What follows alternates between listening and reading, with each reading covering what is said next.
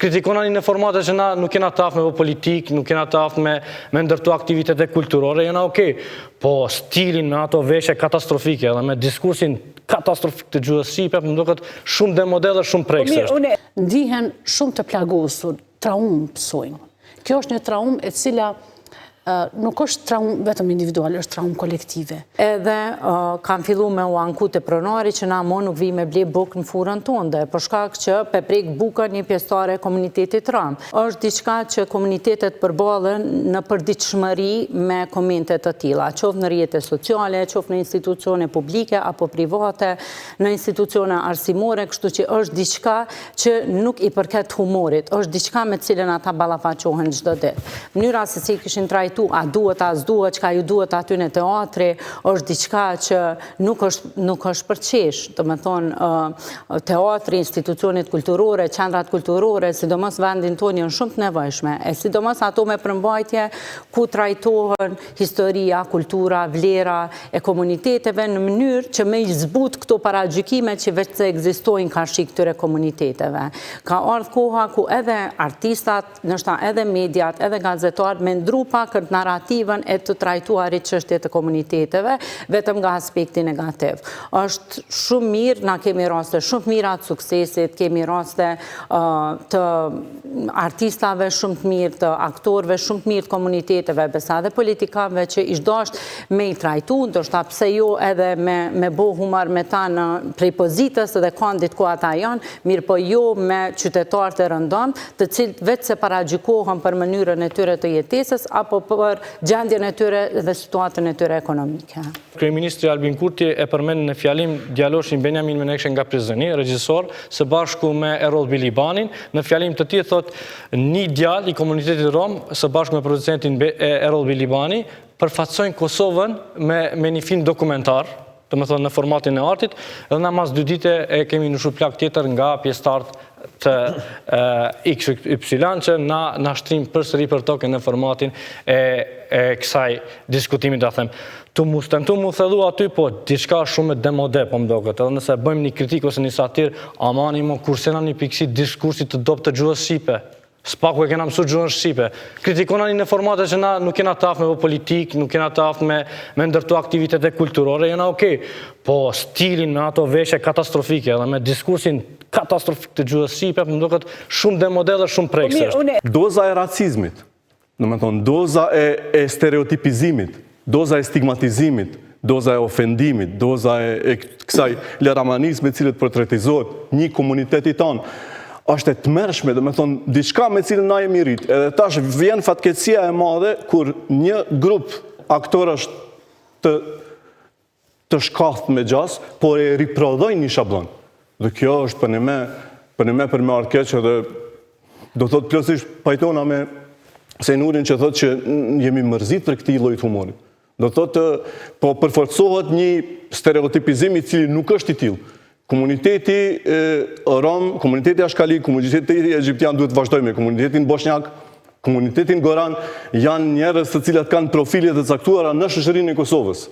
Janë inxhinier, janë mjek, janë artist, janë muzikant, janë profesor, e kështu me radhë, do thotë, mund bëhet humor në nivelin e tyre, po jo në një shablonizim edhe në një futje, në një kallop i cili vërtet as ka qenë kur i tillë, as është mo kur i tillë. Do thotë, është një shablon i cili është shkruar në mënyrë raciste për një komunitet dhe ai për fat të keq po riprodhohet, nuk po prodhohet diçka origjinale. Ndoshta ne, mi mos vetëm pak, ndoshta ne jemi mërzit për atij lloji humorit, ndoshta nuk dojmë me pa në atë. Dhe personat të cilat psojnë për këtyre segregacione, për këtyre dallime, për këtyre paragjykimeve, atëherë ata goditën në vetbesimin e tyre, në anën e tyre shpirtërore, në emocionet e tyre, në mënyrën se si e kanë ndërtuar integritetin e tyre personal në jetë. Dhe kur ai integritet tronditet, sepse goditet apo përqeshet, apo tallet dikush me ta, apo vetëm ju përmendet emri si ndryshe, si njerëz ndryshe, atëherë te ata lëkundet e tërë personalitetit tyre, gjithçka që ka ndërtuar deri atëherë. Dhe atëherë vjen në pyetje apo në pikpyetje, A janë të mjaftueshëm si njerëz? A jam unë mjaftueshëm që të konkuroj me gjithë njerëzit e tjerë në botë dhe të vazhdoj jetën time si njeri normal? A duhet unë të bëj diçka më tepër që të mund të barazohem me tjetrin? Dhe kjo shumë është një luftë që na për të gjithë neve është, po sidomos kur goditet si komunitet dhe sidomos kur bëhet një dallim i tillë, atëherë ata i kanë dy lufta për një herë. Luftën për jetë do të thotë që duhet si qenie njerëzore të gjithë luftojmë çdo ditë për të jetuar një jetë të dinjitetshme, kurse ata kanë një luftë të dyfisht. Dhe atëherë ndihen shumë të plagosur, traumë psojnë.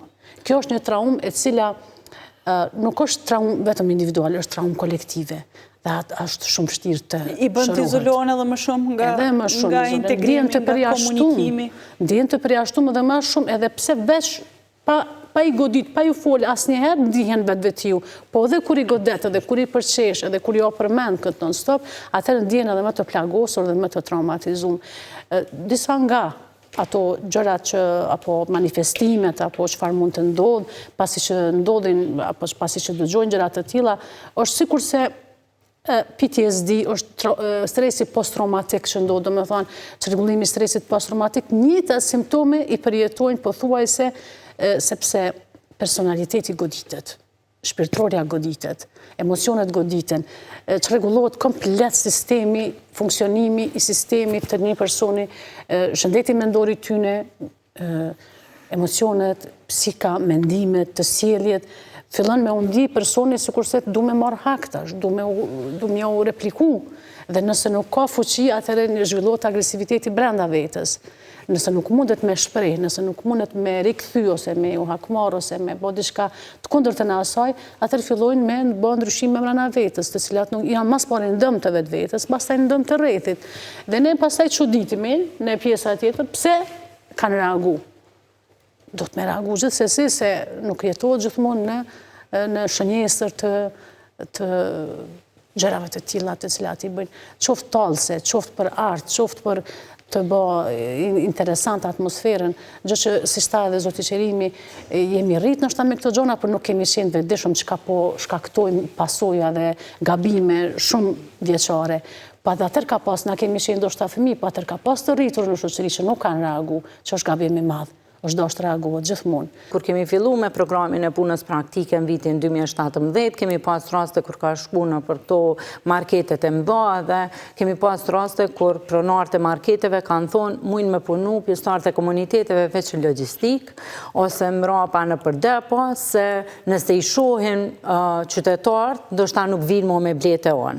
Ose për shembull të sfundme kemi pas një rast ku një pjesëtar e komunitetit është punësuar në një furrë buke, edhe kur kanë shku qytetarët me ble buk, e kanë pa që është e komunitetit, është dalu prej ngjyrës, të shta që është pak me ngjyrë të lëkurës më të ertë, edhe kanë fillu me u anku të pronari që na mo nuk vi me ble buk në furën tonë, dhe për shkak që pe prek buka një pjesëtare e komunitetit ram. Edhe pronari e ka largu dhe i ka thonë, unë e pihu pe kliente mi, duhet me të largu prej punës.